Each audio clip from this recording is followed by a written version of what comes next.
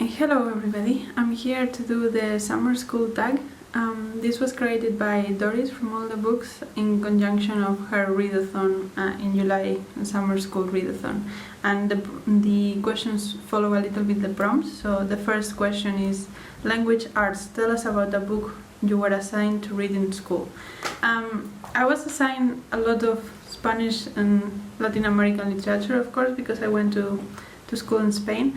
But one that I remember reading for school, it was not actually required reading. So we had this teacher that wanted us to learn how to do more critical reading. So she gave us a series of questions about characters and plot and so on.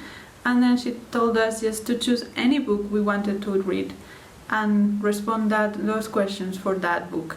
I guess to make us see that reading was fun. And the book that I chose was The Cave by José Saramago. I remember that this had just come out recently and my parents were reading it and they were saying how great it was, so I was like, okay, I want to read it. I think I was a bit young to read José Saramago at the time, but it's still like the whole concept has still stayed with me.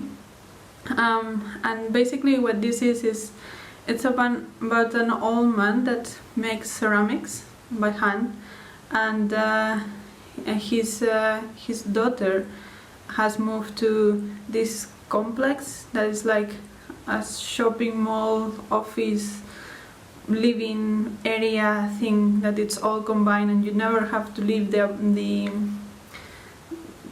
building or like the complex, and it's just like like you're immersed in this thing and you don't see real life, and it makes the comparison of that with the myth of the cavern by Plato.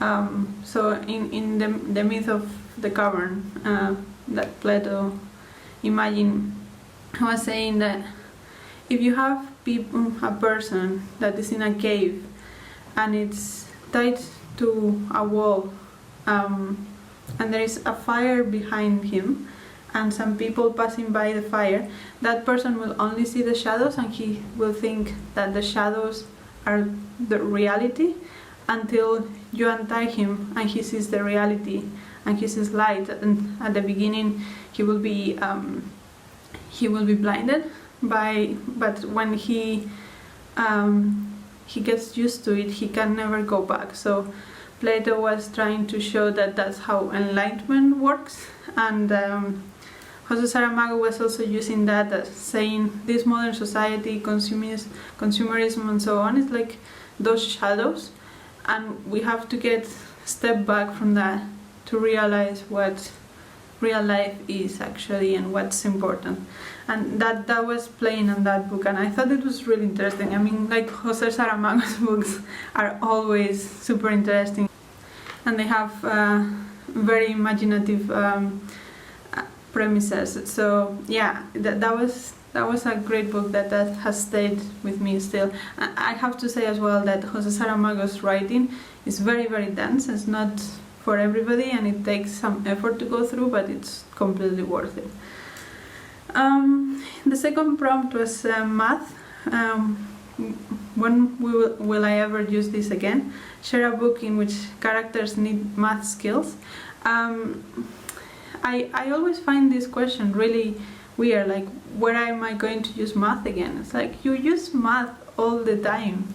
You use math to manage money, you use math to understand the world. Like I think that's the lack of math literacy is one of the things that's making people not understand how climate change works or how coronavirus works, and that's why there's all these people denying things and doing stupid stuff. It's because they don't understand the numbers. So yeah, you do need maths for everything. But anyway, the book I chose for this prompt is The Housekeeper and the Professor by Yoko Ogawa. So this book is about a math professor that has memory problems, so he loses his mind well, not his memories. I think it was 90 minutes or so. So he has lots of post-its on himself to remember names of things and the fact that where he lives and what's his name and things like that. And then he gets this new housekeeper, and they somehow form a bond, and also with the child of the housekeeper. And a lot of that bond, especially with the child, is through maths, because he was a math professor. So maths is one of the things that he always remembers. And I found that just beautiful, because I love math, and I think it's very important. And I think people that think they're bad at math, they just never had a good teacher. But yeah. The third prompt was science, and the question is, what was the last science-related book you read? And I think that would be Frankenstein by Janet Winterson. I finished this couple of days ago, and basically why it's related to science is because it focuses a lot. Well, it is an LGBTQ plus book, so it focuses a lot on that, but it also focuses a lot on the sciences of how to change a body. So it's obviously, it has a lot of parallels with Frankenstein, but also like it basically has the question of what is a body and what is a person and what is the difference, and that in some instances relates to trans people, but also AI. So yeah, there's quite a lot of science here, so I think that fits. Fourth prompt was social studies, and the question is, share a book from your TBR that is translated or deals with the government. And one book that I have in my July TBR that is translated is Man Tiger by Eka Kurniawan, and this is translated from Indonesian. I'm reading it for my book club, and yeah, basically it is about two Indonesian families and their interactions with each other. So yeah, that is translated. Then Exploratories, the question is, which category of extra non-core classes did you take the most of in high school? So our high school worked.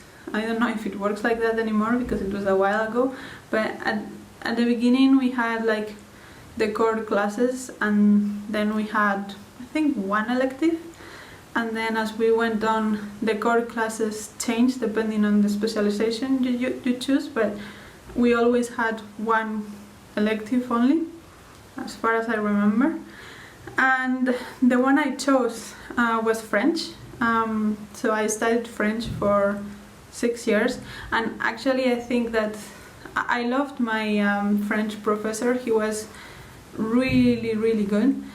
He also took us to France. I mean, the town I lived in Spain was 2.5 hours from the border, so it was not so far. So he tried to make a trip to France every year for the students to practice their French. And sometimes we just went to the border, so people still spoke Spanish, but yeah, it was still interesting to see all the signs and all the menus and everything in French, and we did learn that way. And I actually I think we started doing English in primary school when we were around 9 or 10, and then I started French when I was 12. Yeah, 12. And by the end of high school, I think my French was the same level as English, if not better, because he was that good.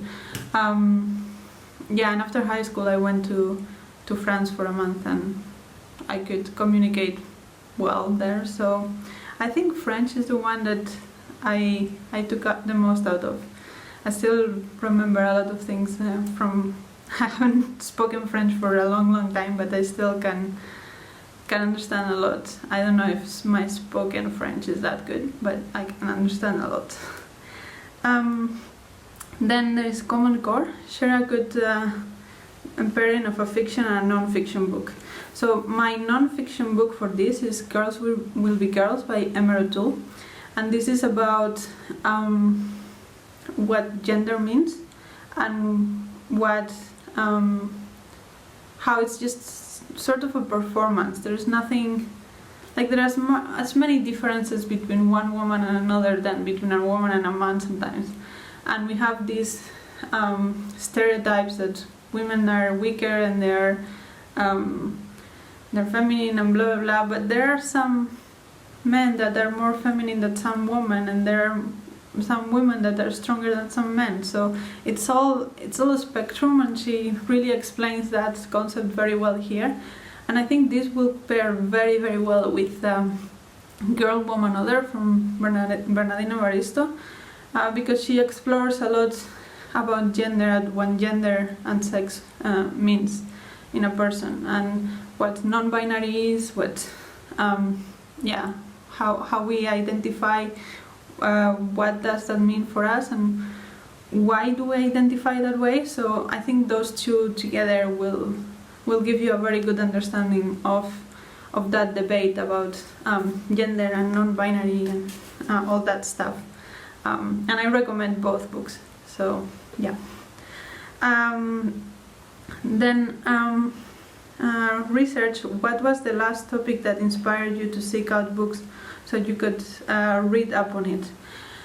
I will say that the most recent thing I got sort of obsessed with, because I don't know if anybody gets this, but sometimes when you learn something about a certain thing, you just obsessively search for books on the same topic and just read a bunch of very similar books.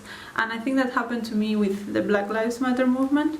When George Floyd and Breonna Taylor and many others were murdered, I started reading things about Black American history, which I didn't know a lot about, not only because they don't teach it in school, but I mean, we don't learn American history in school in general, so I didn't know a lot of... Basically, most of the American history I know is from books and movies, so I don't have a very in-depth understanding of either like white American history or Black American history, but I didn't want to know how this got the way it got there. So yeah, I read quite a lot of books about Black American history. So I read Stand from the Beginning, White Rage, White Fragility. I read a series of autobiographies. So yeah, that was alright, and it's very interesting, and it's ongoing. I'm not finished with the topic. I think it is very interesting, but I am expanding a little bit though. I'm expanding into Black European history as well, which most of the things I could find were based on Britain, but I'm trying to search also other countries in Europe, because I think it is also important to know. So yeah, that is something I'm obsessively reading about right now. Then the next question is, what subject area would you teach if you were a teacher? So during my PhD I did teach photovoltaic system, which basically means the kind of solar panels that produce electricity and how to connect it to the rest of the electrical appliances that you have, and how to design those systems. So how many panels you need, how do you connect them, and then the other equipment that you need, that kind of thing. But I recognize that it's a bit limited. But if I was a teacher, depends. I guess in primary school I will just do science or math, and then in high school I probably will do physics or chemistry, I think. The ninth question is, share a photo from your school days. And this is actually when I was 6, so right when I started primary school. But actually, let me show you something. So this was my first library card when I was 3. that was my first library card. That's probably before I started school. But yeah, this is how I looked when I started primary school. And then the last question is tag some fellow booktubers and learners. And I want to tag Courtney from Courtney Fariter. I know she's a teacher, so please do it. And then also Lindsay from Lindsay's Book Life, which is also a teacher. So yeah, I hope you enjoyed this tag. Let me know if you have read any of these books, and if you want to do this tag and answer the questions, or answer the questions in the comments if you don't have a channel. I will love to know all your answers.